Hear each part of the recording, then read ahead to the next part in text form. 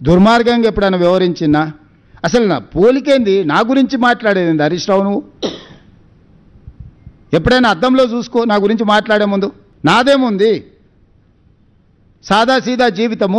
నేనేం గవర్నమెంట్ ఢిల్లీకి పోయినా కూడా జనరల్ ఫ్లైట్లో పోతా. నేను మీలాక ప్రత్యేక విమానాలు, మీ దేవుళ్ళ మొక్కులు కూడా ప్రభుత్వం సొమ్ములతోని. కనకదుర్గ ముక్కుపుడు కానంటే ప్రభుత్వం సొమ్మే. వెంకటేశ్వర స్వామి తిరుమల తిరుపతి కొండ మీద దేవుడికి ఇస్తే ప్రభుత్వం సొమ్మే. చివరికి యాదగిరిగుట్ట టెంపుల్ నిర్మాణంలో అవినీతే. దేంట్లో మీరు వదిలింది? కోవిడ్ టైంలో ఎన్ని డొనేషన్స్ను మీరు దిగమింగినరు. కోవిడ్ను కూడా వదలలేదు ప్రజలకు సేవ చేయాల్సిన సమయంలో. మీకు మాకు పోలికేందయ్యా, పొంతనేంది?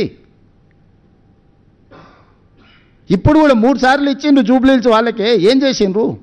3 సార్లు బీజేపీకి ఇచ్చిండ్రు. ఏం చేసిండ్రు? కళ్ళ ముద్దలు ఉంది కదా, ఇప్పుడు సమస్యలు ఉన్నాయి. అయ్యో ఈడ చెత్త ఉంది, అయ్యో ఈడ మట్టు ఉంది, ఈడ కాలువల మోరీల బురదుంది అని అంటుంది. ఎవడు కారణము? అసలు సిగ్గాను ఉండాలి. అందుకే నా చెత్తకుండి దగ్గర ఓ రోజు కట్టేస్తే గొలుసు పెట్టి కట్టేస్తే తెలుస్తుంది, జ్ఞానోదయం కలుగుద్దేమో అట్లనే అని. అన్ని సమస్యలను పరిష్కరించి నగరాన్ని అంతర్జాతీయ ముఖచిత్రంలో పెట్టడానికి జూబ్లీహిల్స్ నియోజకవర్గ ఓటర్లను సహకరించాల్సిందిగా నేను విజ్ఞప్తి చేస్తున్నా. మీడియా మిత్రులకు కూడా సర్వేల గురించి నేను ఎక్కువ మాట్లాడదలుచుకోలే. సారు కారు 16 అన్నారు, పరారు అయిపోయారు. 100కి ఒక్కటి తగ్గేది లేదన్నారు, బొక్కలు ఇరిగి బోర్ల పడ్డారు. ఒక 10 ఉదంతాలు చూసినాం. నేను ఏ సర్వే ఏజెన్సీలను ఎవరి గురించి నేనేం అనదలుచుకోలే. మనం బ్యాండ్ మేళం మనం డబ్బులు ఇచ్చి పిలుచుకుంటే వాడు మనం పాడవన్న పాట పాడతాడు, వేరే పాడతాడా? మనం ఒకవేళ సావుకు పిలిస్తే సావు పాట పాడమంటే సావు పాట పాడతాడు, కానీ పెళ్లి పాట పాడతాడు? పాడాడు కదా. మనం నగదిచ్చి మనం సర్వే చేసుకుంటే మనకు అనుకూలంగానే ఇస్తాడు, వ్యతిరేకంగా ఎందుకు ఇస్తాడు?